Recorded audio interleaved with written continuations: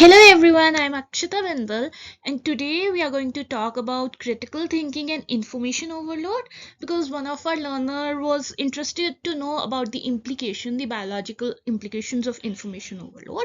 So even before 19th century, there have been problems due to much of the information when people used to research or when people used to go to libraries, and then they used to be very anxious about how to find the relevant information, how to write down that relevant information, and how to memorize that information. During the Renaissance and the Industrial Revolution, also, there was this problem of too much of information available.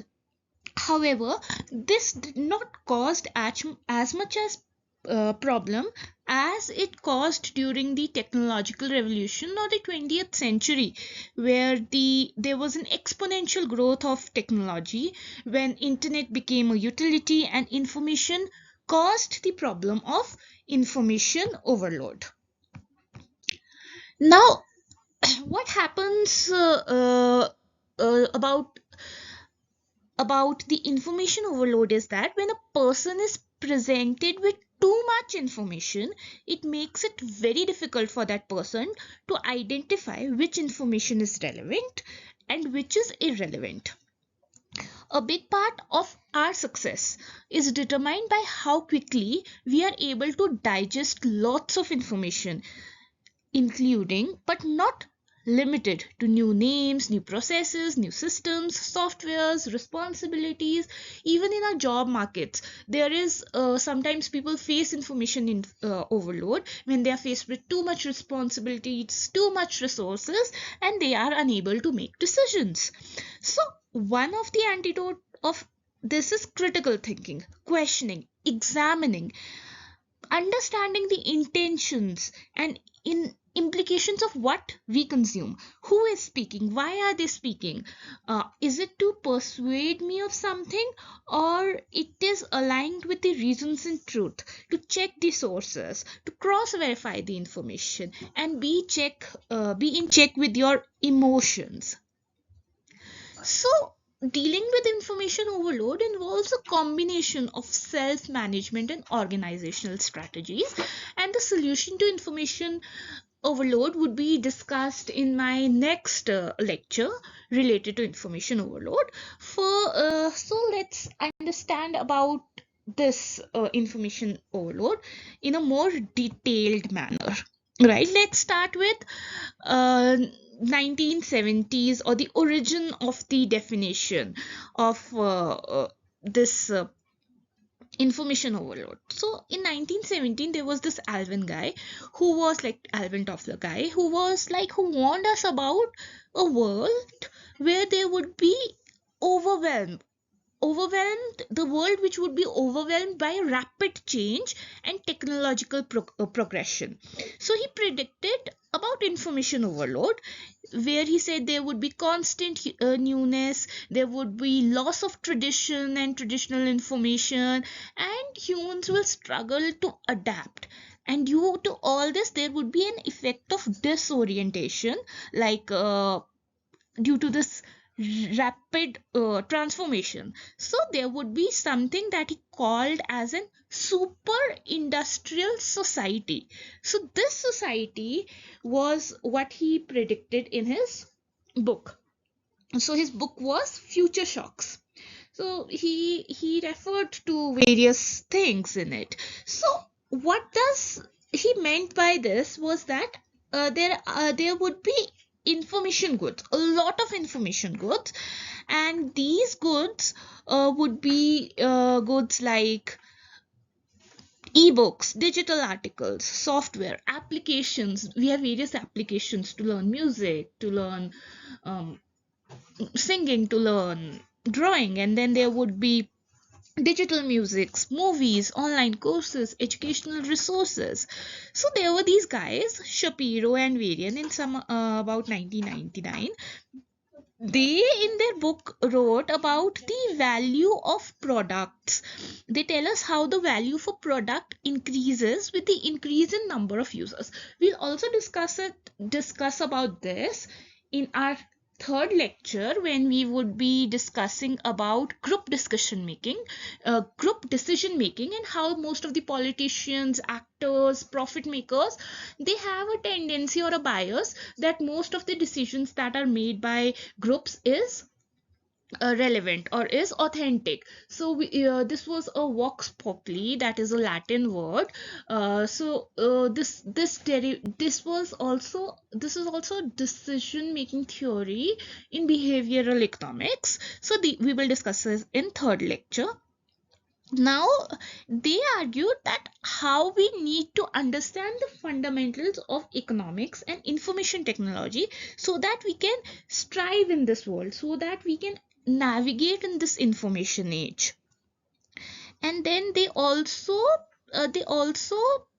introduce a pricing strategy in it. So the pricing strategy they introduced was to uh, to the version of information goods uh, that would appeal different market segments, which will pay different prices of different versions. Like simple hai na? Like you pay for Netflix, you may be willing to pay 199, 200, like 200 rupees, or depending upon different segments, like for one user or four users. This is not really a segmenting example. A segmentation example would be when entertainment industry, that is Netflix Prime, and the other would be Swiggy and Zomato, where food delivery apps have a different kind of pricing strategy in this information technology world. When you have access to books, Goodreads, and Kindle, they have a different pricing strategy as compared to podcast or music segment like Spotify or Ghana.com. So this is something that is about pricing strategy. Yeah, that would be discussed in the fourth lecture. So let's now understand about the effects of computers and technology, how it began. Like in 1984, this Lloyd and Grissard developed this computer attitude scale. So this did not measure only the anxiety or the stress levels that a person may face when adapting computers. They also measured kind of how well they were able to uh, deal with computers, how well they were able to use keyboards, the dexterity, how well you are able to use your fingers while typing on the computers. And then also there was this various diseases like carpal tunnel syndrome, then pain in arms, then vascular diseases, thrombosis. These diseases also came up, which was initially the focus was on the physical implications only. They were like, okay, they would cause eye strains and eye dryness, and so most of the effects on the health was considered. So the damage of the physical and mental health, we were more biased towards the physical health unless and until there were mental health issues also emerged, and then people were made more aware about it, about how they can deal with it. They had feelings overwhelmed with the like when we have a lot of research papers, we feel overwhelmed.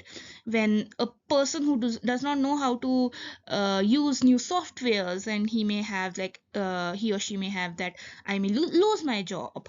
Then this prolonged exposure to information overload can lead to mental health issues like attention deficit, confusions.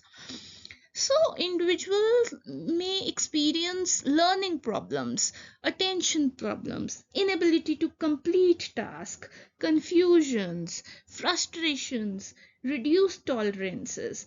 These all are the biological implications of information overload, when they would have difficulty in processing and retaining information, when they would feel lazy, or they would feel very much like obesity is a thing that may cause them to be having a higher body mass index. BMI is body mass index. So these all were like emotional overwhelm, feeling submerged under a constant stream of information. A lot of information is there, too much to do and not enough time, difficulty in processing and retaining information, burnouts, like long term effects of unchecked information and considering every information to be a fact. So, this is also related to decision making. Now, Kahaman and Tversky in 1979, when they were researching on various topics of behavioral economics and prospect theories, they also said that information overload can cause increased risk of decision making errors, like confusion in decision making, affecting ability to prioritize or recall previous information. Now, these all may adversely affect quick decision making. So, with information overload, individuals requires time to reach a decision, and this can also affect their ability of creating problem solving. This is that when a person has a lot of amount of information, they have a limited cognitive abilities, bounded rationalities. And a very important paper is by Epler and Magnes in 2004, which tells about inefficient use of information management tools also, and how we can make ourselves well versed with all the database management, all the data discretization, how to bifurcate information from what is critical information and what is non-critical information, like what is important, significant information and non-significant information. There was a professor at Harvard who created, like, she created a Wikipedia page so that she can be well organized. And then there are journals, people create journals, and various methodologies are there by which you can deal with information overload and decision making. This we will discuss in our second lecture. Now, next comes the effects and consequences of this information overload. So there were early researchers in 1977 which pointed out that information computers and technology may bring physical and mental issues. These were further categorized as decreased productivity, inefficiency and partial attention, increased level of stress and anxiety, fatigue, like physical, mental and emotional exhaustion, which is commonly known as burnouts.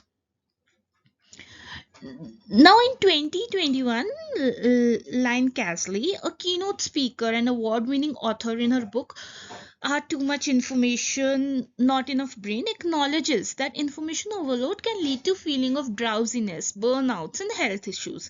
People can feel emotional overwhelm and work overload, and this can lead to stress, anxiety. For example, there is a pressure to constantly process and respond to information, which leads to increase in stress and anxiety, which further affects the mental and physical well-being. Now, reflecting on all that we have studied, so how excessive consumption of digitalized information affects memory and creates difficulty in retaining important information in daily life. Some of the effects that may occur are decreased in decision making ability, or decision paralysis occurs when a person is overwhelmed by options and is unable to make a decision. Decrease in productivity may also occur when too much time is spent on collecting information and cross-verifying information, with various opposite opinions being available on internet, blogs and various websites. Mental fatigue or burnout has been established in various researches above, which implies feeling stressed and anxious due to information and overwhelming emotions.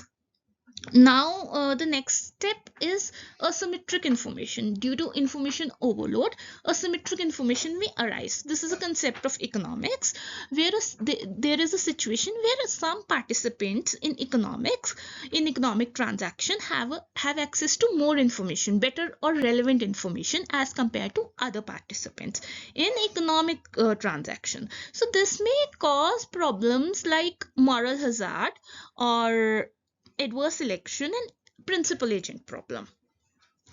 And this we may discuss in our fifth lecture.